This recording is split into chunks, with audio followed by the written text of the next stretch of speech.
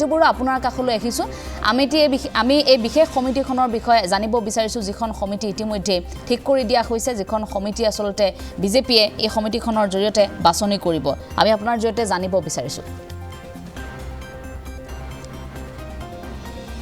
ফলাফল কিছু দীঘলীয়া যি ভোট গণনা আছিল সেই ভোট গণনা প্ৰক্ৰিয়া চলিল আৰু বিজেপিৰ লগতে অসম গণ পৰিষদ মিত্ৰজোঁটে তেওঁলোকে এইবাৰ যি ফলাফল লাভ কৰিছে সেয়া 2018তকৈ তেওঁলোকৰ ফলাফলত যথেষ্ট 20ৰ পৰা 30% তেওঁলোকৰ ভোট শ্বেয়াৰ বৃদ্ধি পাইছে আৰু এই মুহূৰ্তত যিহেতু তেওঁলোকে বিজেপিয়ে বিশেষকে তেওঁলোকৰ যিসমূহ জিলা পৰিষদ জয়ী হৈছে যিসমূহ আঞ্চলিক পঞ্চায়ত জয়ী হৈছে আৰু তাৰ লগতে তেওঁলোকৰ বিজেপি দলটোৰ সমৰ্থিত যিসকল গাঁও পঞ্চায়তৰ সদস্যৰ ৱাৰ্ড মেম্বাৰ যিসকল নিৰ্বাচিত হৈছে তেওঁলোকক লৈ যেহেতু এতিয়া পৰৱৰ্তী সময়খিনি আছে যে জিলা পৰিষদ কেনেধৰণে গঠন কৰিব তেওঁলোকে আঞ্চলিক পঞ্চায়ত কেনেধৰণে গঠন কৰিব আৰু গাঁও পঞ্চায়ত কেনেধৰণে গঠন কৰিব এই ক্ষেত্ৰত তেওঁলোকে ইতিমধ্যে জিলা পৰিষদ আপুনি কোৱাৰ ধৰণে যে নৱকুমাৰ দলে ৰাজ্যিক বিজেপিৰ তেওঁ উপসভাপতিৰ দায়িত্বত আছে নৱকুমাৰ দলে সমন্বয়ক হিচাপে লৈ আৰু বাকী ছজন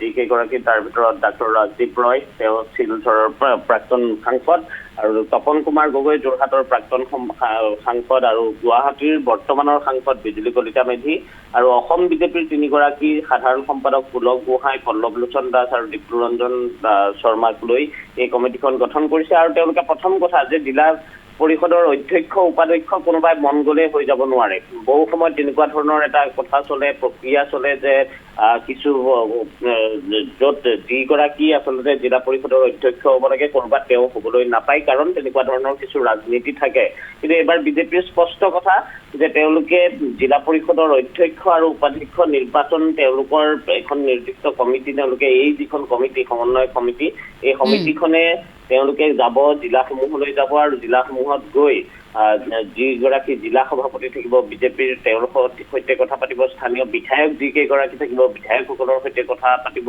সমান্তৰালভাৱে তাৰ যিগৰাকী সাংসদ থাকিব যদি সাংসদ তেওঁলোকৰ আছে কাৰণ 14টা লোকসভা সমষ্টিৰ ভিতৰত 11টাত যিহেতু বিজেপি আৰু মিত্ৰজোঁটৰ সাংসদ আছে গতিকে সেইসকলৰ লগত কথা বতৰা পাতি তেওঁলোকে সেই জিলা পৰিষদৰ অধ্যক্ষ আৰু উপাধ্যক্ষ নিযুক্তি তেনেধৰণে দিব আঞ্চলিক পঞ্চায়তৰ ক্ষেত্ৰতো তেনেধৰণৰ কিছু বাছনি প্ৰক্ৰিয়াই তেওঁলোকে কৰিছে আনকি তাৰ যিসকল জ্যেষ্ঠ কাৰ্যকৰ্তা থাকিব এখন জিলাৰ সেই জ্যেষ্ঠ কাৰ্যকৰ্তাসকলৰ সৈতেও আলোচনা কৰিবলৈ দিয়া হৈছে আৰু ইয়াৰ ক্ষেত্ৰত আৰু যদি আটাইতকৈ জটিল কামটোৱে হৈছে যে গাঁও পঞ্চায়তৰ সভাপতি তেওঁলোকে কাক নিযুক্তি দিব কাৰণ একোটা যদি ৱাৰ্ডত চাওঁ 10গৰাকীকৈ ৱাৰ্ড মেম্বাৰ থাকে গতিকে 10গৰাকী ৱাৰ্ড মেম্বাৰৰ ভিতৰত কোনোবা 7গৰাকী যদি বিজেপি সমৰ্থিত প্ৰাৰ্থী জয়ী হৈছে ক'ৰবাত হয়তো 3গৰাকী কংগ্ৰেছ AIUDF তাত জয়ী হৈছে গতিকে সেই 7গৰাকী বা তেওঁলোকৰ যদি 10গৰাকীয়ে ক'ৰবাত জয়ী হৈছে তাৰ মাজৰ পৰা কেনেধৰণে সভাপতিগৰাকী নিযুক্তি দিব এই ক্ষেত্ৰত তেওঁলোকে প্ৰতিখন জিলাৰ বাবে য'ত নিৰ্বাচন অনুষ্ঠিত হৈছে সেই জিলাসমূহৰ বাবে বিশেষকৈ বিজেপিৰ যিহেতু 39খন সাংগঠনিক জিলা আছে গতিকে তেওঁলোকে তেনে ভিত্তিতো এই গোটেই প্ৰক্ৰিয়াটো তেওঁলোকে কৰিব বিচাৰিছে মহিলাৰ তেওঁলোকে দায়িত্ব দিছে ইয়াৰ ক্ষেত্ৰত যে একোগৰাকী তেওঁলোকৰ মহিলা গোটেই টিমটোত মহিলা এগৰাকী তেওঁলোকে ল'ব লাগিব আৰু মহিলাগৰাকীৰো যিটো ভোট হ'ব মহিলাগৰাকীয়ে যিটো বিচাৰিব সেইমতেও তেনেধৰণে চলিব জিলা সভাপতিও থাকিব তাত সমান্তৰালভাৱে স্থানীয় যিগৰাকী বিধায়ক সাংসদ মন্ত্ৰী সেইসকলৰ লগতো কথা পাতিব লাগিব আৰু প্ৰত্যেকখন জিলাতে আমি যদি চাওঁ বজালীত ডক্টৰ মৃগাংক তালুকদাৰক দায়িত্ব দিয়া হৈছে বৰপেটাত দিয়া হৈছে বিদ্যুতি বৰঠাকুৰক বিলাসীপাৰাত দিয়া হৈছে প্ৰসেনজিৎ দত্তক তেওঁ প্ৰাক্তন ধুবুৰীৰ বিধায়ক ধুবুৰীৰ জিলা সভাপতি বিশ্বনাথত দিয়া হৈছে ঋতুবৰণ শৰ্মা দলটোৰ জ্যেষ্ঠ কাৰ্যকৰ্তা বঙাইগাঁৱত দায়িত্ব দিয়া হৈছে বনদীপ ডেকাক আৰু সমান্তৰালভাৱে কাছাৰত দায়িত্ব দিছে মুন স্বৰ্ণকাৰ FC মৰ্চাৰ সভানেত্ৰীগৰাকীক কাছাৰৰ দায়িত্ব দিছে চৰাইদেউত দায়িত্ব দিছে সুৰভি ৰাজকুঁৱৰীক দৰঙত দায়িত্ব দিছে অনুপ বৰ্মনক ধেমাজিত দায়িত্ব দিছে অৰুণজ্যোতি মৰাণক ধুবুৰীত দায়িত্ব দিয়া হৈছে হিমানী অধিকাৰীক ডিব্ৰুগড়ত পুলক গোহাঁই সাধাৰণ সম্পাদক বিজেপিৰ তেওঁক দায়িত্ব দিছে ডিব্ৰুগড়ৰ যি গাঁও পঞ্চায়তৰ সভাপতি নিযুক্তিৰ ক্ষেত্ৰত তেওঁ তেনেধৰণে গৈ তাত তদাৰক কৰিব ঢকুৱা থানাত দায়িত্ব দিছে ফণীধৰ বৰুৱাক, তেওঁ লখিমপুৰ জিলা বিজেপিৰ প্ৰাক্তন সভাপতি। গোৱালপাৰাত দায়িত্ব দিয়া হৈছে নৱকুমাৰ বৈশ্যক। গোলাঘাটত দায়িত্ব দিয়া হৈছে ৰাজ্যিক বিজেপিৰ সাধাৰণ সম্পাদক পল্লৱ লোচন দাসক। আৰু তেনেধৰণে যদি আমি চাওঁ তেনেহ'লে গুৱাহাটীত দায়িত্ব দিয়া হৈছে অনুপ মেধিক। হাইলাকান্দিত দায়িত্ব দিয়া হৈছে সুব্ৰত ভট্টাচাৰ্য আছিলে শ্ৰীভূমি জিলাৰ প্ৰাক্তন বিজেপিৰ সভাপতি। হোজাই জিলাত দায়িত্ব দিয়া হৈছে অভিজিৎ নাথক। নগাঁৱৰ যিগৰাকী প্ৰাক্তন জিলা সভাপতি তেওঁক ইয়াত দায়িত্ব দিয়া হৈছে। আৰু তেনেধৰণে যদি আমি চাবলৈ যাওঁ এনজেলা, তেনেহ'লে যোৰহাটত দায়িত্ব দিয়া হৈছে পংকজ বৰবৰাক। কলিয়াবৰত দায়িত্ব দিয়া হৈছে অনিমেষ শইকীয়াক। শ্ৰীভূমিত দায়িত্ব দিয়া হৈছে কৰ্ণাট পুৰকায়স্থক। লখিমপুৰত দায়িত্ব দিয়া হৈছে ঋতুপৰ্ণ বৰুৱাক। মাজুলীত দায়িত্ব দিয়া হৈছে সিদ্ধাংশু অংকুৰ বৰুৱাক। যিহেতু মাজুলীৰ এই যি পঞ্চায়ত নিৰ্বাচন আছিল, পঞ্চায়ত নিৰ্বাচনৰ তেওঁ তত্ত্বাৱধায়ক আছিল আৰু তেওঁ অসম বিজেপিৰ যুৱ মৰ্চাৰ তেওঁ প্ৰাক্তন সভাপতি। তেওঁক দায়িত্ব মাজুলীৰ দিয়া হৈছে। মৰিগাঁৱৰ দায়িত্ব দিয়া হৈছে ৰাতুল শৰ্মাক। নগাঁৱৰ দায়িত্ব দিয়া হৈছে অনুপ কুমাৰ দেৱক। সমান্তৰালভাৱে নলবাৰীত দায়িত্ব দিয়া হৈছে জুৰি শৰ্মা বৰদলৈক। নৰ্থ কামৰূপত দায়িত্ব দিছে ৰূপম গোস্বামীক। শিৱসাগৰত দায়িত্ব দিয়া হৈছে সুভাষ দত্তক। শোণিতপুৰত দায়িত্ব দিয়া হৈছে নীলিমা দেৱীক। দক্ষিণ কামৰূপৰ দায়িত্ব দিয়া হৈছে অনিৰ্বাণ গোস্বামীক। আৰু চাউথ চালমাৰা মানকাচৰত দায়িত্ব দিয়া হৈছে ভগীৰথ ওজা। আৰু তিনিচুকীয়াত দায়িত্ব দিয়া হৈছে অসীম হাজৰিকা। গতিকে বিজেপিয়ে যাতে কোনো ধৰণৰ ক'তো খেলি মেলি নহয়, কোনোবা পাবলগীয়া যিগৰাকী কাৰ্যকৰ্তা আছে বা যিগৰাকী নিৰ্বাচিত প্ৰতিনিধি আছে তেওঁৱেই যাতে এই গোটেই দায়িত্ব পায়, এখন নিকা স্বচ্ছ যাতে পঞ্চায়ত গঠন কৰিব পাৰে।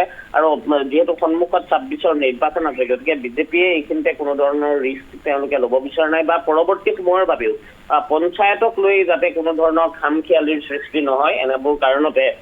কাৰণ বহু সময়তে আমি দেখো যে যেতিয়া এনেধৰণৰ বাছনি কৰিবলগীয়া হয় বা বাছনি হয়, কেতিয়াবা যেতিয়া নিজাববীয়াকে নিজৰ নিৰ্দিষ্ট জিলাখনেই এই কামখিনি কৰে, তেতিয়া ক'ৰবাত নহয় ক'ৰবাত কিছু অসন্তুষ্টিৰ সৃষ্টি হয়, ক্ষোভৰ সৃষ্টি হয়। আৰু সেই ক্ষোভ অসন্তুষ্টিয়ে পৰৱৰ্তী সময়ত গোটেই প্ৰক্ৰিয়াটোক ক'ৰবাত তেওঁলোকে কাম কৰি যোৱাত বাধাৰ সৃষ্টি কৰে। গতিকে এনেধৰণৰ বাধা যাতে নাহে, দলৰ যাতে এটা তেওঁলোকৰ ইয়াত তদাৰক কৰিব পৰাকৈ দলৰ কৰ্তৃত্ব যাতে থাকে, গতিকে তাৰ বাবে এনেধৰণৰ কমিটি ইতিমধ্যে গঠন কৰি দিছে।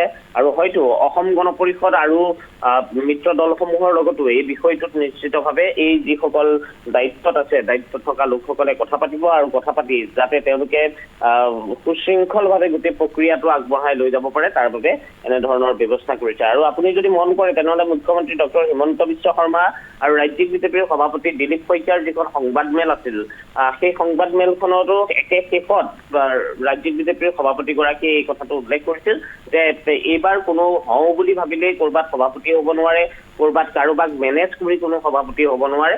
এইবাৰ যদি কোনোবা হ'বলগীয়া হয় তেনেহ'লে এখন নিৰ্দিষ্ট সমিতি থাকিব আৰু সেই সমিতিখনে সকলোৰে লগত আলোচনা কৰি এগৰাকী শক্তিশালী প্ৰাৰ্থীকহে তেওঁলোকে তেনেধৰণে এই যিসমূহ দায়িত্ব আছে জিলা পৰিষদৰ সেয়া অধ্যক্ষ হওক, আঞ্চলিক পঞ্চায়তৰ অধ্যক্ষ হওক বা গাঁও পঞ্চায়তৰ সভাপতি হওক, এই গোটেই তিনিওটা প্ৰক্ৰিয়াতে যাতে নিৰ্দিষ্ট সমিতিখনে তেওঁলোকে বাছনি কৰি দিয়া যিখন সমিতি গঠন কৰি দিয়া সমিতি আছে, সেই সমিতিখনে কৰিব পাৰে, তাৰ বাবে ইতিমধ্যে ব্যৱস্থা হাতত লৈছে। হয়, ধন্যবাদ জনাইছোঁ আপোনাক সবিশেষ জনোৱাৰ বাবে। আছিল আমাৰ জ্যেষ্ঠ সাংবাদিক ৰাজু বৰুৱা। তেওঁ আমাক ইতিমধ্যে জনাইছে বিজেপিয়ে এখন বিশেষ কমিটি গঠন কৰিছে আৰু এই কমিটিখনে এনেধৰণে বাছনি কৰিব, পঞ্চায়তৰ জিলা পৰিষদৰ অধ্যক্ষ উপাধ্যক্ষ বাছনি কৰিব, আঞ্চলিক পঞ্চায়তৰ সভাপতি উপসভাপতিও বাছনি কৰিব এই বিশেষ সমিতিখনে।